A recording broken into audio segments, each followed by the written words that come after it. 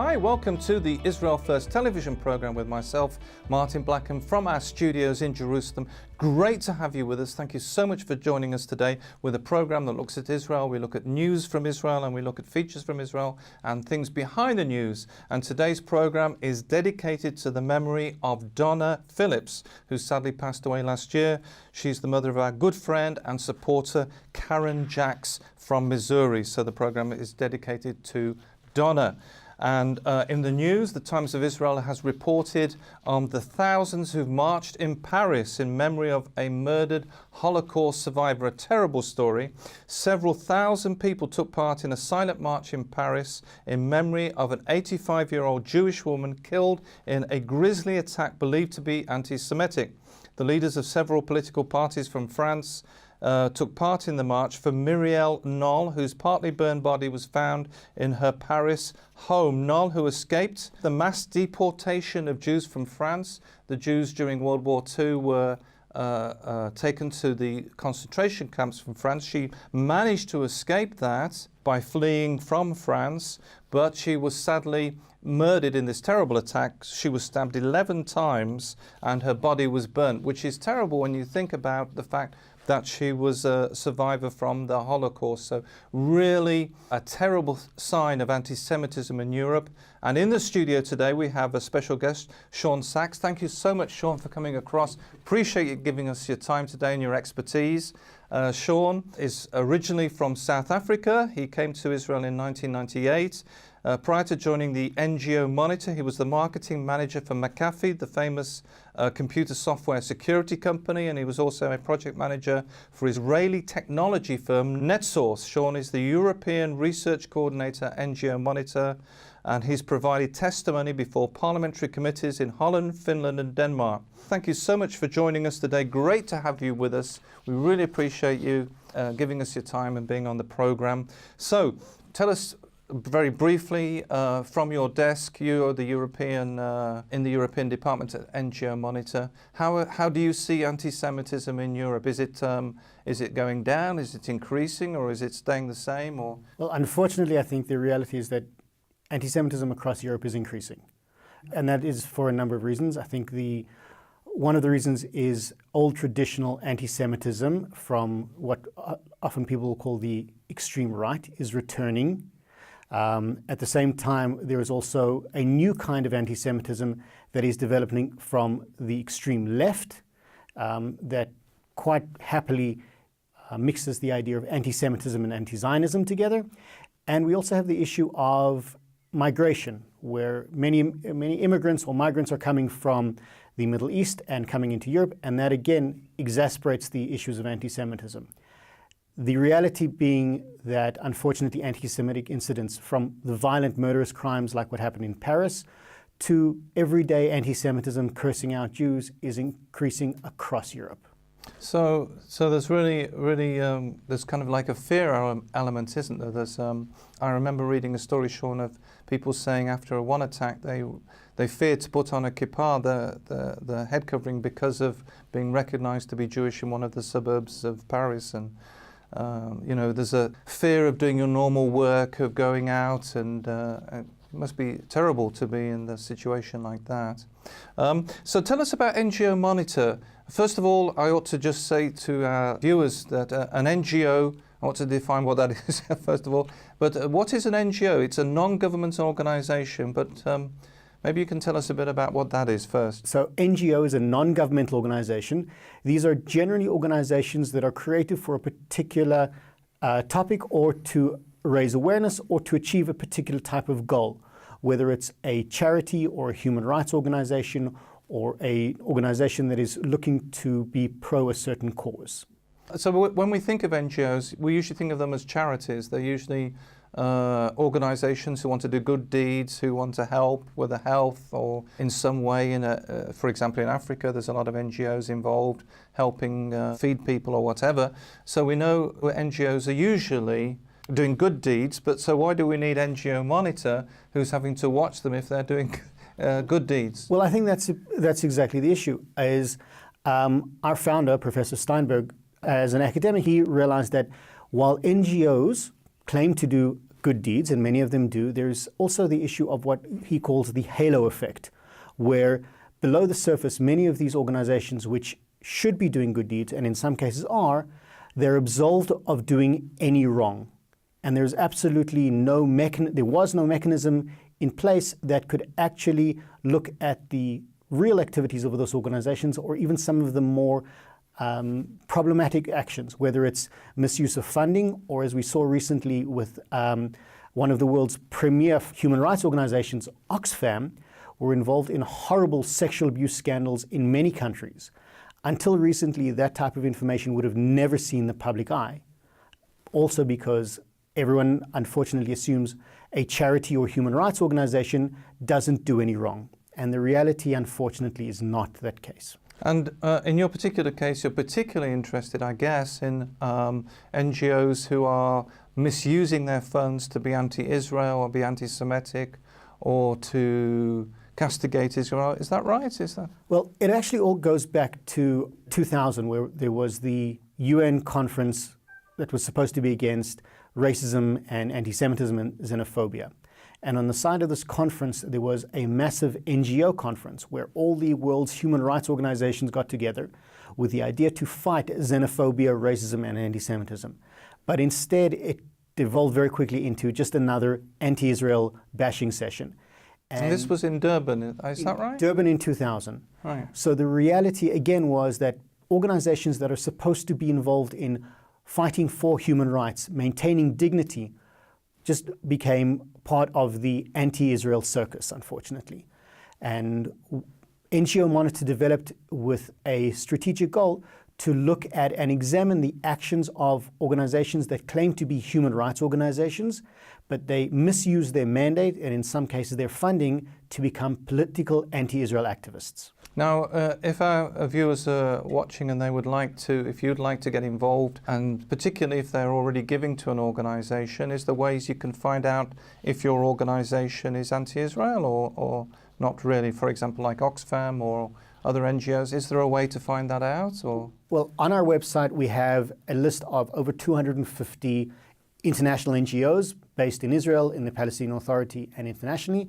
And you can actually just search for the organization on our website, www.ngo-monitor.org. Type in the name of the organization, and there we have a pretty decent profile of almost every organization that is politically active in this area. And you're also involved in parliamentary level, going to governments. Could you tell us what you do and how does that work? Sure. Well, what we've noticed is that specifically from Europe, there is about 100 million euro that comes to politically active organizations that work here in Israel, in the Palestinian Authority, or internationally. And many of these organizations that claim to be human rights organizations are overtly political. In some cases, their activities contradict the government policies that are funding them. And we approach many of the funding governments with information that shows them that much of their funding is being misused, they are being misrepresented, and more importantly, their money goes to anti-human rights organizations or goes to perpetuate the conflict in this region. So you may be watching today and you're a taxpayer. It's taxpayers' money that at the end of the day is going to their government, which is being misused. I guess they can contact their member of parliament or they can contact their representative and ask them to look into this. So, but a lot of the information, if you're interested and would like to, you're watching today and you say, this is something, Martin, I really want to get involved in. You're an advocate for Israel and you want to start to take action, they can go to the NGO Monitor and there's a lot of information they can use to do that. Is that right? Yes, the information is there not only of the organizations, but also we break it down by country, which countries are funding which organizations, and how much money is going from each particular country, in some cases from federal states, from national states, to organizations that are politically active. Now, do you find that as you're doing your work, people can make a change? Is it something really that, because the reason I asked that, Shaun, is because with Donald Trump, we've seen that there's been it's very slow, but there's starting to be action taken in the United States. And maybe you're watching today from the United States, and it's certainly something you can become involved in.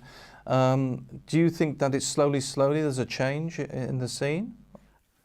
Sometimes I don't even necessarily think it's something slow. We are privileged to live, many of us are privileged to live in an active democracy, where on the one hand that means that our political leaders change very often, but it also means that we have the duty and the privilege to approach our leaders immediately when we have a problem.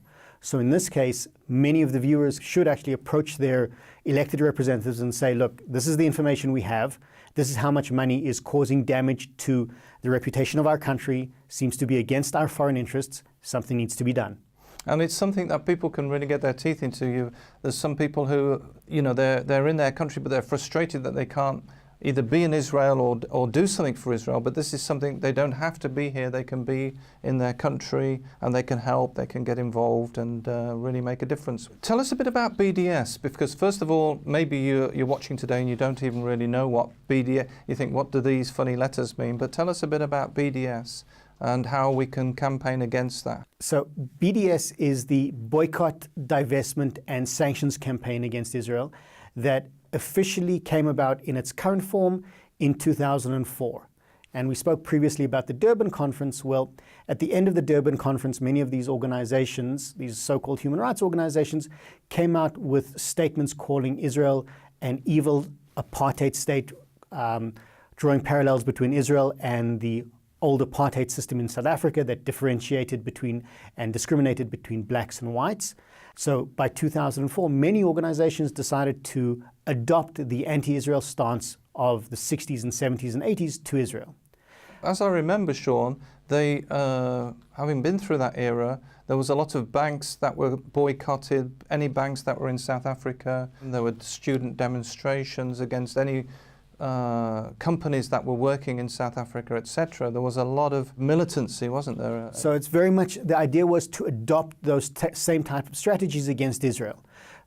Boycott Israeli companies or international companies that were working with Israelis, sanction Israeli businesses, Israeli banks, Israeli academics, divest from Israeli companies, and also create a cultural boycott of Israel. Again, the idea was to mimic what was apparently the success against South Africa. But again, if you look at the current BDS strategies and what they want to achieve, it's no more and no less than a continuation of the initial attempts to boycott first Zionism and then the State of Israel going back to its founding. So it's really anti-Semitic at its, if we go really deep down to its roots. Again, I think the most important thing to say about this is BDS has no interest in the future of a democratic Jewish state. And while they may make flowery statements to the contrary, the reality is this is just a continuation of the boycott that began when Israel was first founded. And sometimes you can see this. You may be in your high street and there may be an Israeli or Jewish business on your high streets, and you sometimes see people, especially if you're from London or something, you can see there's demonstrations outside Israeli stores and things like that. But it's not helping at all. It's not a positive thing, and it's not doing anything other than to disrupt business for that particular store. Right. I think there's no doubt about it. If you look at all the achievements that BDS claims they've made in the last couple of years, they're all negative. It's all, they have stopped something, they have destroyed something, they have made something uncomfortable. They offer nothing positive. They're not an organization that wants to deal in peace in any way. In fact, one of their key elements is what they call anti-normalization, that they actually encourage Palestinians and others to have no day-to-day contact with Israelis. So in actual fact, we have an organization that is also anti-peace. Wow. And who are the main culprits in this? Is there any particular country, or is it a variety of countries? Well, it's a variety of countries, it's a variety of organizations. I think the biggest problem is the fact that many countries, particularly in Europe, are funding, in some cases, Palestinian organizations that are at the forefront of encouraging boycotts, divestment, and sanctions of Israel. And this, again, is destructive to Palestinians, it's destructive to Israelis, it goes against many of the principles of these European countries, and it does nothing to further peaceful efforts of reconciliation in the region. I guess what one of the things is, and that's very important for you to know, is that this apartheid thing isn't true. There are Arabs working in all sorts of sections of Israeli society, in hospitals, in the army, in the police. And when you go to a petrol station, there aren't two, or a gas station in the States, there aren't two separate sections, one for Arabs and one for Israelis. So it's a lot of nonsense, really. It's almost unbelievable where this has come from. Well, again, I think the best example I always use is across Israel, there's the same hospitals and there's the same bathrooms, regardless of your race, your ethnicity, or your religion. But using the apartheid slogan and adopting the anti-Israel narrative and saying, well, Israel is like South Africa, is a very easy, lazy way to, in some cases, get the masses on board. What kind of... so you have to find out, first of all, in your research, which organisation is getting involved in this, and then you have to research that particular organisation and see, is that what you do? The key to everything in this case is transparency. The organisations themselves should put up their information of who is funding them and where they're getting their information from. In Israel, for example, there is a law since 2011 that all organisations need to declare their foreign income every quarter. That type of transparency isn't required in many other countries, and Palestinian organizations aren't required to do that either. We then also look at the activities, the day-to-day activities of the organizations. Are they involved in real human rights, or are they politically active and they're using their human rights name to achieve a political goal? We then take it a step further and we look at the funding mechanisms of the different countries in the US and around Europe. And there, unfortunately, we see various levels of transparency. Some countries, for example, Denmark and even Norway, are incredibly transparent with the amount of money that they spend on foreign development aid across the world and in our region.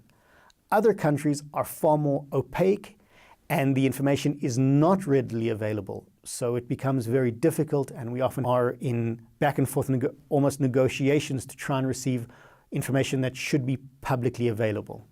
And what we're talking about as well, really, Shaun, is like a media war as well, because there's a lot of information out there in the media, but getting the truth out there about what happens.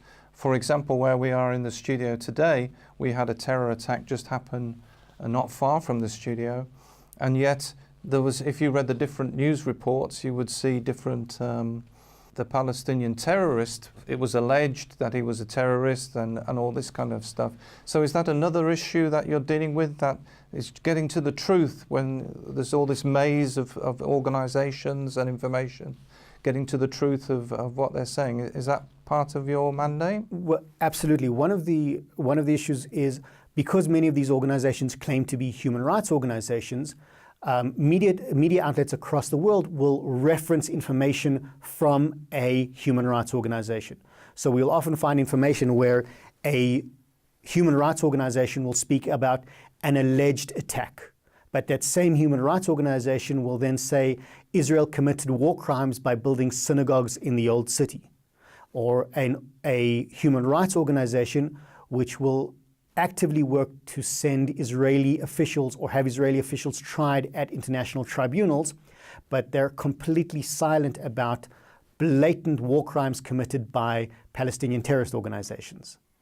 And do you find politicians open to help you? Are there some politicians who, in the different European countries that you're working in, are there people who will help your work or, assist you, or do they need pushing or lobbying, as the technical political name is, where you have to write to them and keep ringing them? Well, I think lobbying is definitely a job that needs to be done by the people in their own countries. There's no more effective way of getting a politician to act than when members of their own constituency will encourage them to act. Our role is first and foremost to provide information. So if we're in meetings with parliamentary figures, with members of parliament, with committees, we simply put the facts on the table. This is where your money is going. This is what your money is not achieving. And from there, we find that very often politicians who are not necessarily very involved in the Israel conflict or in the Middle East are very keen to act when it comes to transparency and making sure that their money is not misused. And I think that is also a very important step to take, that This is not an issue of being pro-Israel or anti-Israel. It's about making sure that public funding and public spending goes to the right places. And as you mentioned before, you can go to the website of NGO Monitor, and there's a section with all the NGOs who are offending, those who are the ones that are misusing money, I guess, or doing the wrong thing. They can find out information about them. Because you'll be watching today, and there'll be people who are supporting some of these NGOs, and maybe can they write as well to their actual organisation? Does that help, do you think? Absolutely. I think it's also important for the organisations themselves to receive feedback from their own supporters to say, look, we now see that much of the information that you're submitting is problematic. Your partners are problematic, and once these organizations start receiving feedback that encourages them to find a different path or maybe be more in tune with a real human rights message, I think the way forward is definitely going to be much better. Now, there'll be some people who are watching today who are interested in inviting someone from NGO Monitor or to speak to their organization. Is that possible as well, that you can speak in different places? And yes, we have a variety of different people who work at our organization. We speak in a variety of different languages. We'd be very happy to provide information.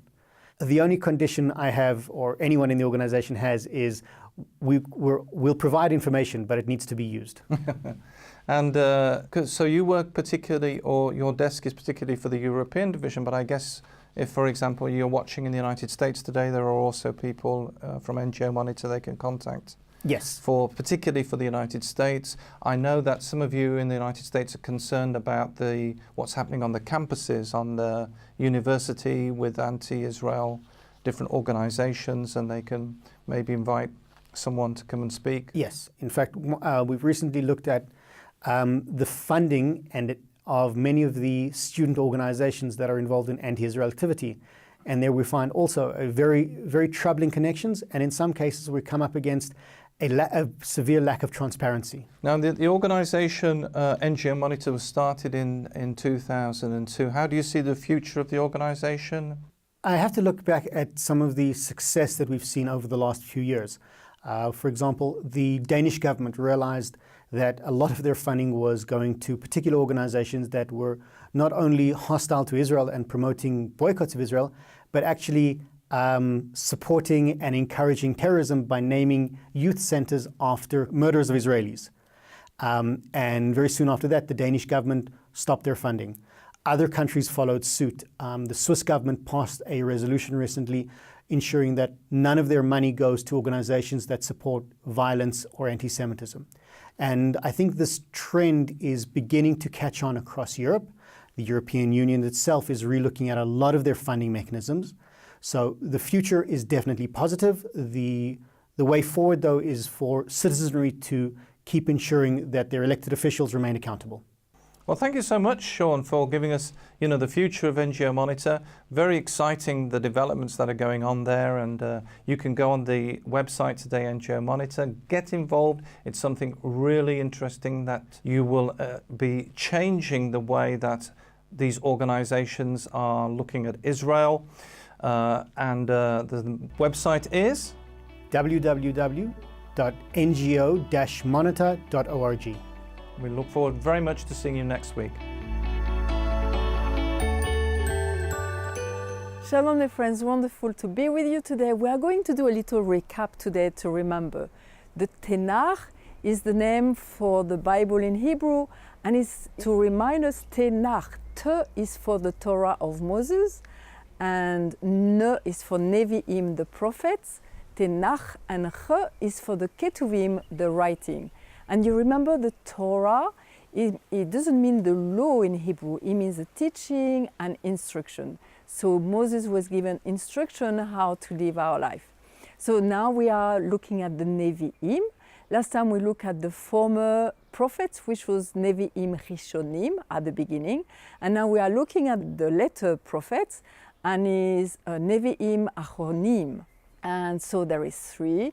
You have Isaiah, you have Jeremiah, and you have Ezekiel. So the name Isaiah in Hebrew is Yeshayahu. Yahoo is the name of God, and Yesha is like salvation. So God is our salvation, which is an amazing name, really, because you know Isaiah was a prophet at the time where he was saying to the people, Jerusalem is going to be destroyed, you have to repent, and all these things. He was also from a king family. His cousin was Uzziah, and is the one who died when Isaiah has this amazing vision saying, Holy, holy, holy is the Lord in Isaiah. So you remember the name in Hebrew is Yeshayahu. Okay, now we look at Jeremiah, and the name in Hebrew is Yeremiyahu. And again, Yahu you can hear is for the name of God, and Yeremi is like Ram is like exalted. So the Lord Adonai is exalted. Again, Jeremiah was a prophet. He was living close to Jerusalem. The name of the village was called Anatot. And so we look now at the last prophet, which is Ezekiel. And the name in Hebrew is very different, is EZEKIEL. Very different name, because there is Chasak, which means strong, and is the name God is my strength, or God will strengthen us. Ezekiel was from a priest family. He was living also in Jerusalem, and he was also during the time of the exile. He was a contemporary of Jeremiah and Obadiah, and his tomb is in Baghdad because he was exiled in the Babylon exile. So we look at the three names again that are very important. Isaiah in Hebrew is Yeshayahu. Jeremiah is Yeremiyahu, and the third one, which is Ezekiel, is EZEKIEL.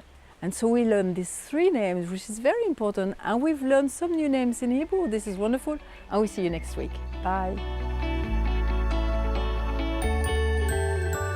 Thank you so much for joining us on the program today, looking at the work of NGO Monitor and non-government organizations and how they can have an anti-Israel bias. Don't forget, you can email us. We love to receive your emails. Email info@israelfirst.org. Visit the website www.israelfirst.org. And remember, we're the program that looks at the land, the people, and the language.